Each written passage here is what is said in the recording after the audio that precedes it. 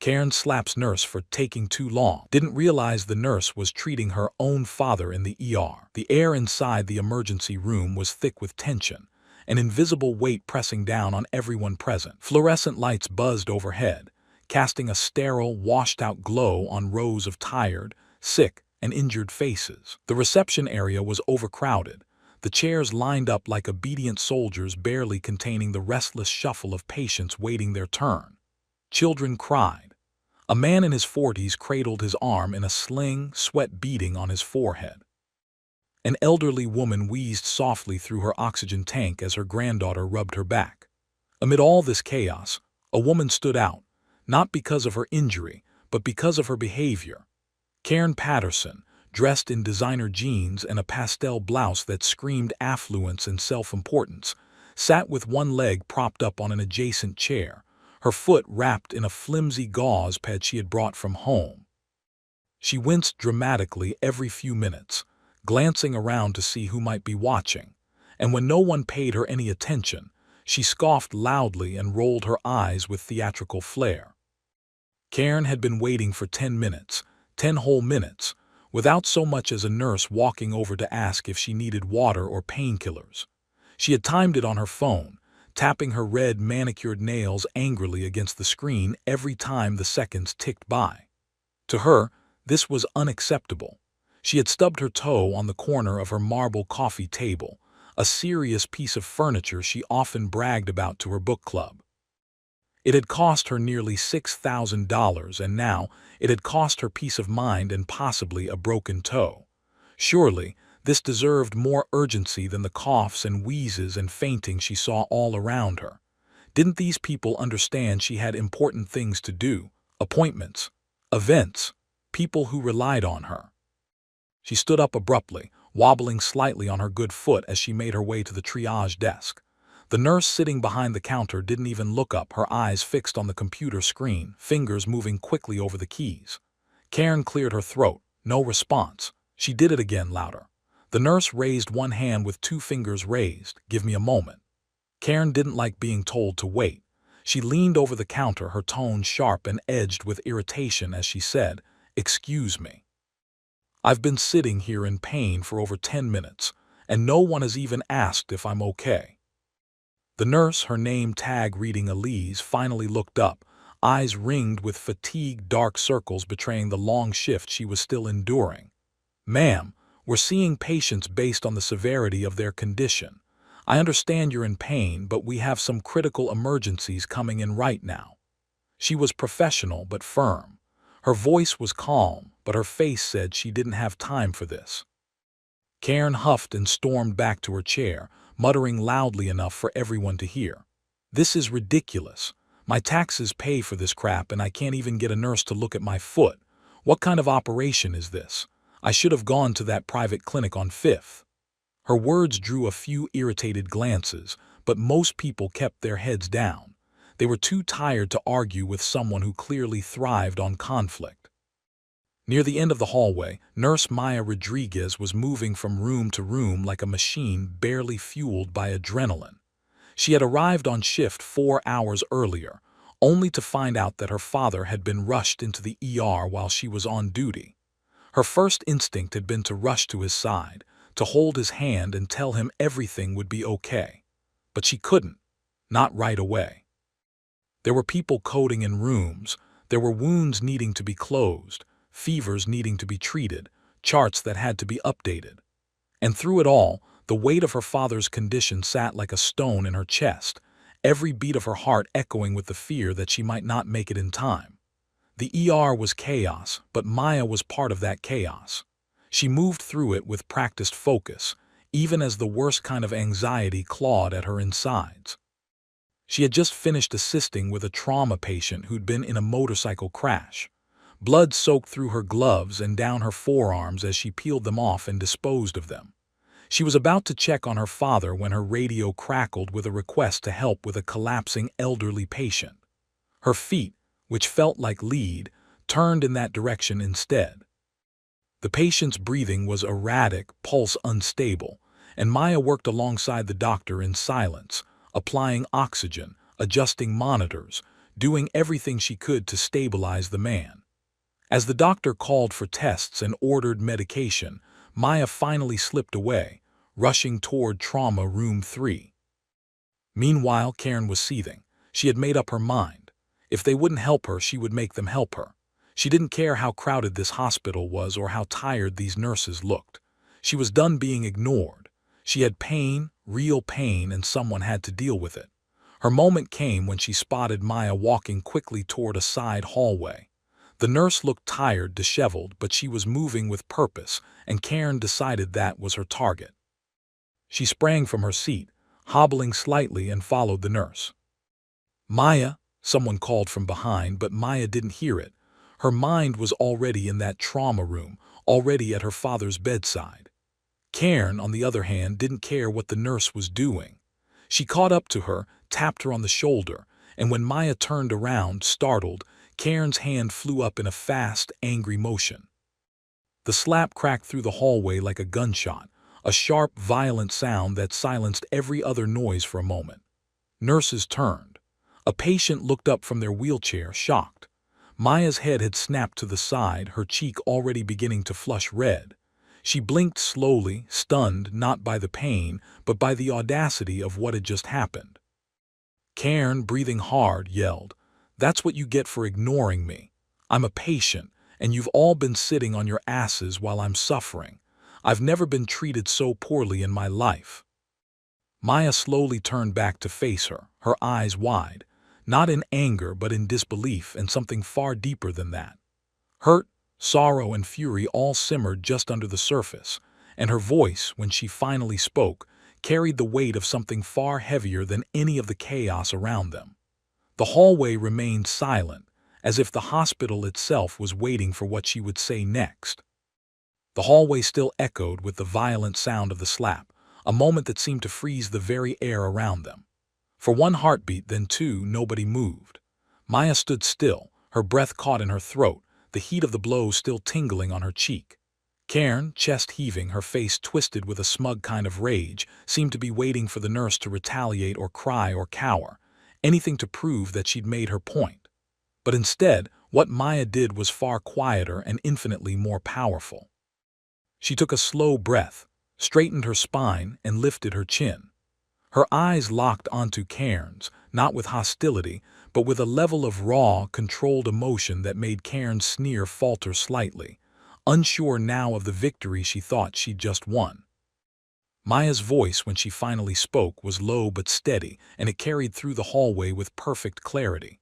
"I was in trauma room 3, trying to keep my father alive." Her words landed like stones dropped in still water, each one rippling outward with growing weight. "He collapsed earlier today.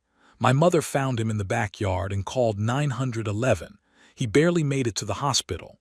He coded once already, and I had to step away from him just now. Because another patient needed help. That's why you haven't been seen yet. That's why I couldn't come hold your hand over a stubbed toe." There was no venom in her voice, just exhaustion and heartbreak, and perhaps the tiniest shred of hope that maybe, just maybe, the woman in front of her would understand the enormity of what she had done. Karen blinked, stunned into silence. Her mouth opened as if to speak, but no words came out. All of a sudden, the indignation that had fueled her anger began to collapse in on itself, folding into confusion, and then, unmistakably, shame. She looked around as if seeking some support, some witness to back her up, but what she found instead were staring eyes filled with disbelief and disgust.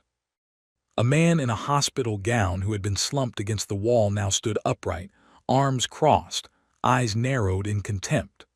A mother holding her toddler shook her head slowly, cradling her child closer to her chest. Even the receptionist, Elise, had left her post and stood nearby, arms crossed and face unreadable, waiting to see what would come of this. Karen tried to recover, tried to piece together the arrogance that had shielded her from the truth just moments before. I didn't know," she stammered, her voice no longer sharp but frail. "You should have said something. How was I supposed to know that?" It was a weak defense, and it faltered even as it left her lips. The silence around her thickened, as if the walls of the hospital themselves were closing in to condemn her. Maya didn't respond right away. She just stared at the woman who had struck her, searching for something in her face. An apology, a sign of remorse, even a hint that she understood the gravity of what she had done. But Karen's expression remained muddled, trapped between indignation and embarrassment, unable to fully grasp the depth of the situation she had created. Finally, Maya exhaled and stepped back, rubbing her cheek absent-mindedly. "You don't get to hit people because you're impatient," she said, more to the room than to Karen. "You don't get to take your entitlement out on strangers who are trying their best, especially not in a place where every second matters." At that moment, two hospital security officers rounded the corner, alerted by a call from one of the receptionists. They approached quickly, eyes assessing, hands resting near their radios. "Everything okay here?" one of them asked, voice clipped but professional. Maya nodded slowly. "Yes, I'm fine." She glanced at Karen again. "Just keep her away from me." The guards turned their attention to Karen, who was now visibly flustered, her eyes darting between the nurse and the surrounding crowd. "Ma'am," the taller of the two security officers said, "we need you to return to the waiting area. You can't interfere with medical personnel, especially not physically. That's grounds for removal from the premises." Karen opened her mouth again, possibly to protest, but one look at the unwavering faces around her silenced whatever defense she had been preparing. She turned sharply and limped back toward her seat, her shoulders hunched, her confidence thoroughly deflated. She sat down without another word, folding her arms across her chest and staring at the floor, no longer the loudest voice in the room. The waiting area around her seemed colder now, more isolating, and not a single person offered her a sympathetic glance. Maya remained in place for another moment, trying to shake off the lingering emotion that clung to her like static. Her hands were trembling slightly, but she forced them to still. She couldn't afford to break down here, not in front of everyone, not with her father lying behind a curtain only yards away. She turned and began walking back toward Trauma Room 3, her steps slower now, heavier. Every ounce of energy she had left was reserved for her father. The sting on her cheek was nothing compared to the ache in her chest, the worry that each second she spent away from him might be a second too long. As she passed Elise, the receptionist offered a quiet nod and a murmured, "I'll file a report. You want me to call admin?" Maya shook her head. "Later," she whispered. I need to see my dad." And Elise understood. Everyone who had watched the scene unfold understood. Maya didn't need a disciplinary form or a lawsuit right now. She needed to be a daughter. Back in the waiting room, the atmosphere had shifted. Conversations were quieter. The air, which had been filled with complaints and groans, now held a reverent sort of stillness. People stared at their phones or the floor. A young man looked down at the bandage around his wrist and quietly stood to offer his seat to an older woman. A child asked his mother why the lady hit the nurse, and the mother gently hushed him, whispering something that sounded like, "Some people forget the world doesn't revolve around them." Karen sat alone, her arms tightly wrapped around her stomach as if to shield herself from the very real consequences of her actions. The nurse hadn't yelled. She hadn't retaliated. She had simply told the truth, and it had hit harder than any slap ever could. The quiet beep of machines was the only sound that greeted Maya as she stepped through the sliding door into Trauma Room 3, her heart thudding in her chest like a war drum muffled beneath layers of weary flesh and fabric. The air inside the room was cooler, tinted with the sterile scent of antiseptics, and every step she took toward the hospital bed felt like crossing a minefield of fragile hope. Her father, Hector Rodriguez, lay motionless beneath crisp white sheets, his chest rising and falling in a rhythm that was both reassuring and terrifying in its fragility. Electrodes dotted his chest, connecting to monitors that displayed his heart rate, blood pressure, and oxygen levels in flickering green lines. A nasal cannula gently delivered oxygen, and an IV line ran into his arm, delivering medication to stabilize his heartbeat. A tube of nitroglycerin had been discarded on the tray beside him, evidence of the emergency team's efforts to keep him alive just moments earlier. Maya moved to his side with practiced efficiency, her fingers checking the readouts while her eyes scanned his face, looking for signs of discomfort or distress. But beneath her professionalism was a daughter struggling to keep it together, trying not to let the lump in her throat win over her training. She brushed a hand gently over his forehead, smoothing back the strands of graying hair that clung to his damp skin. He looked smaller now, frailer than the father she remembered from just weeks ago, still cracking jokes in the kitchen, still tending to his vegetable garden in the backyard with the same care he used to raise his children.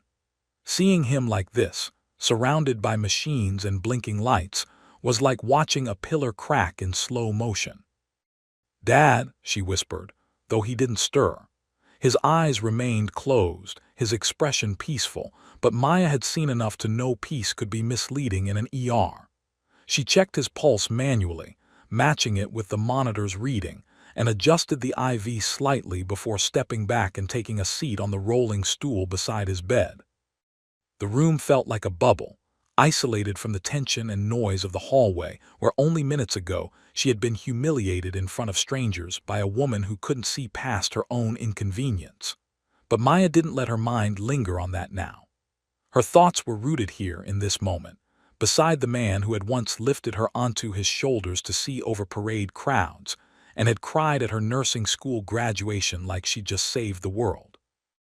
The curtain rustled slightly as Dr. Hargrove, a stocky man in his 50s with kind but serious eyes, stepped in with a tablet in hand. He nodded to Maya, his expression grim but not hopeless. "Vitals are holding for now. We've started him on blood thinners, and the cardiologist is on his way to evaluate whether we need to go in for a stent tonight or if we can stabilize him for a stress test tomorrow. It's touch and go." Maya nodded, absorbing the information like a sponge, her brain switching back into clinical mode even as her soul screamed in worry. "I'll stay with him as long as I can," she said, her voice steady but soft.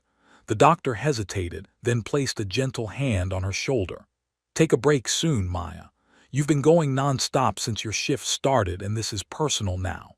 Let us handle it if you need to step away."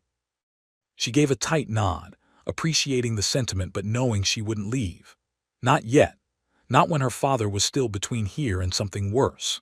After Dr. Hargrove left, Maya reached into her scrub's pocket and pulled out the crumpled picture she always carried, a photo of her, her father, and her younger brother at the beach years ago. They were all smiling, wind-blown and carefree, arms around each other like nothing in the world could ever come between them. She placed it on the table beside his bed, facing him, a silent anchor in the storm they now found themselves in. Meanwhile, back in the waiting room, the atmosphere had transformed entirely. Karen remained silent, staring blankly at the tiled floor, her expression distant and uncharacteristically unreadable. Every now and then, she would glance around at the people she had once seen as beneath her, people who were now united in a quiet judgment she couldn't escape. No one said anything to her directly, but the looks, the turned shoulders, the avoidance were louder than any words. It wasn't just embarrassment anymore. It was isolation, a sudden and cold realization that she had crossed a line that couldn't be uncrossed. She was no longer the loudest voice in the room. She was the one people now whispered about. When Elise returned to her station, Karen stood hesitantly and approached the desk with cautious steps. Her voice was quieter now, stripped of its earlier bravado. Is the nurse okay?" she asked, her eyes not quite meeting Elise. The receptionist raised an eyebrow but gave her a short nod. "She's with her father. He's in critical condition. She's not available." Karen swallowed hard, nodding, then lowered her gaze. "I didn't know," she mumbled, but Elise didn't respond, already returning her focus to the intake form on her screen. Karen returned to her seat, but something inside her had shifted. She stared down at her own foot, the swollen toe that had seemed like such an emergency just 30 minutes ago, and suddenly it looked small, laughable even, a reminder of just how detached from empathy she'd allowed herself to become. In her world, problems were solved with noise and complaints, with threats and demands. But here, in this place filled with genuine pain and real emergencies, she had been exposed as hollow. She began to fidget, not with annoyance but with guilt, her thoughts racing as she tried to think of a way to undo the damage she had caused. Inside Trauma Room 3, Maya sat in silence, holding her father's hand now, the beep of the heart monitor keeping a fragile rhythm against the heavy quiet. Her fingers were cold and her eyes stung, but she wouldn't let herself cry. Not yet. Her father had always taught her to be strong in the face of storms, to stand tall when others ran for cover. But strength didn't mean hiding the pain, it meant carrying it forward and doing what needed to be done despite it. She leaned forward and whispered again, this time with more urgency. "Please, Dad, just hold on, you don't get to leave yet, not like this." The silence after her plea was long, stretching into a void where nothing moved, nothing changed. But then, almost imperceptibly, his hand twitched beneath hers. A small, barely there movement, but enough. Enough to make her breath hitch, to make hope surge again in her chest. And somewhere outside, in the quiet waiting room where judgment still hung like mist, Karen sat with her hands clenched in her lap, the first stirrings of true remorse coiling deep in her gut. The clock in the emergency room ticked forward, indifferent to the swirl of emotions saturating every inch of the space. Though only a few minutes had passed since the confrontation, the air had grown heavier, more contemplative. In the waiting room, the usual chorus of complaints and sighs had dimmed into a quiet lull, as if the walls themselves were holding their breath. Karen sat stiffly in the corner, her shoulders hunched inward, arms crossed tightly like a shield against the invisible weight pressing down on her. She had not spoken a word since returning to her seat. Her eyes, once sharp and impatient, now drifted with the lost, unfocused gaze of someone grappling with the raw, unfiltered reflection of their own behavior. The slap she had delivered, quick, impulsive, unforgivable, replayed in her mind over and over, no longer justified by the warped sense of superiority that had driven her. Instead, it echoed with shame, louder each time, as she realized the full magnitude of what she had done, not just to a nurse, but to a daughter fighting to save her father.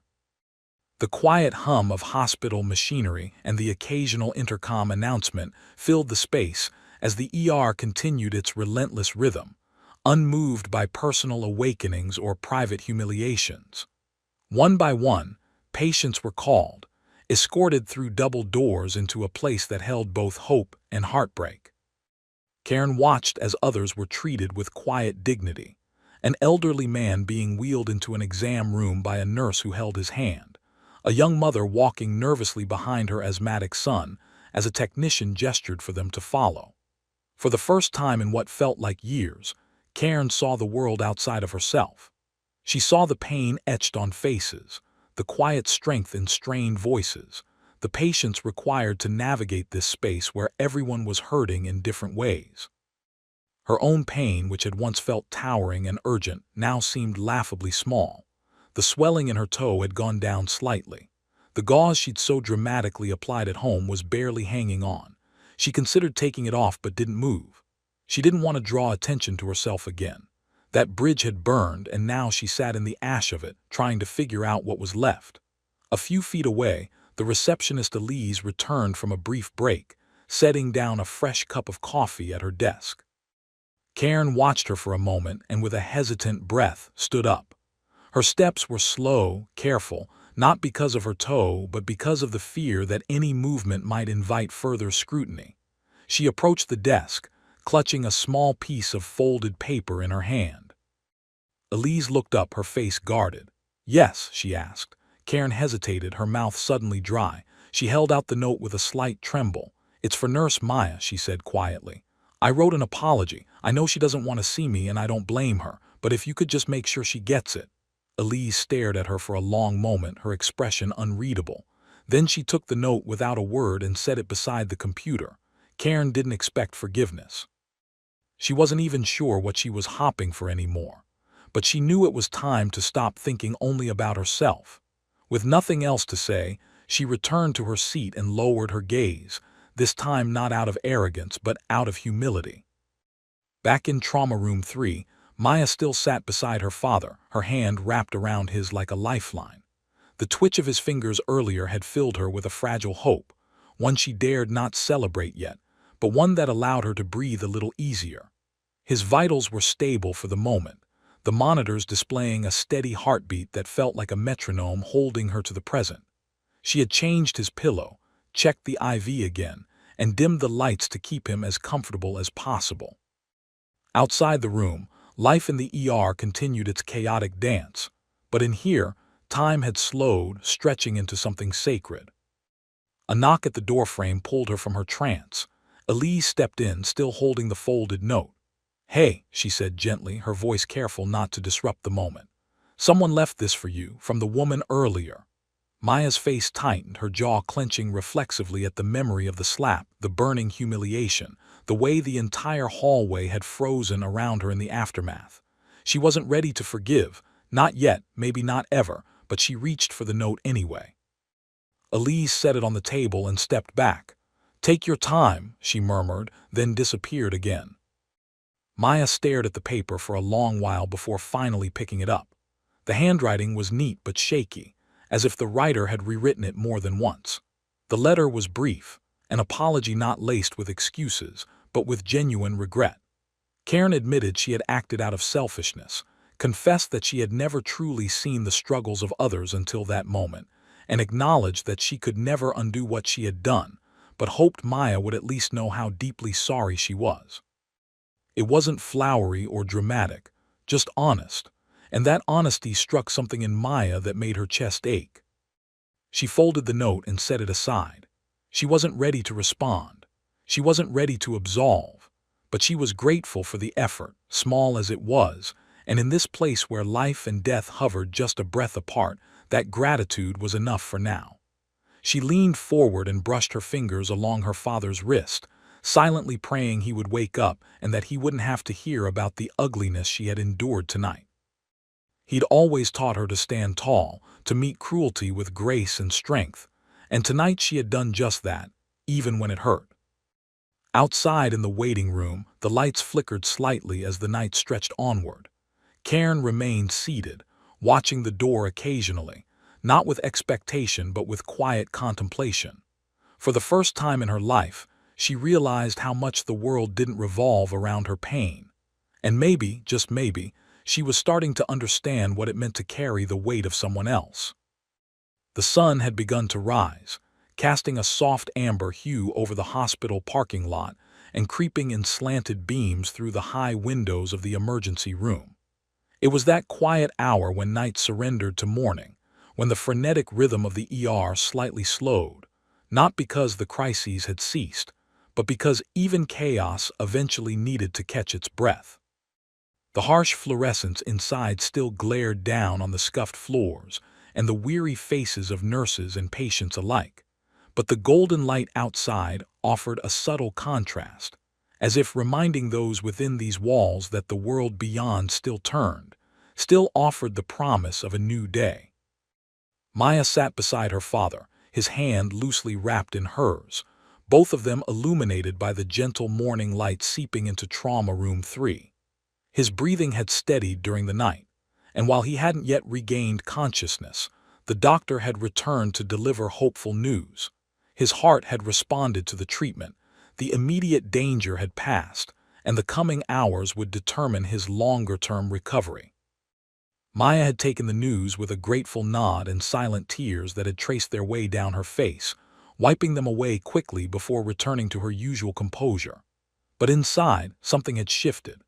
The fear that had clung to her ribs like a second skin was finally loosening its grip, replaced by a cautious optimism.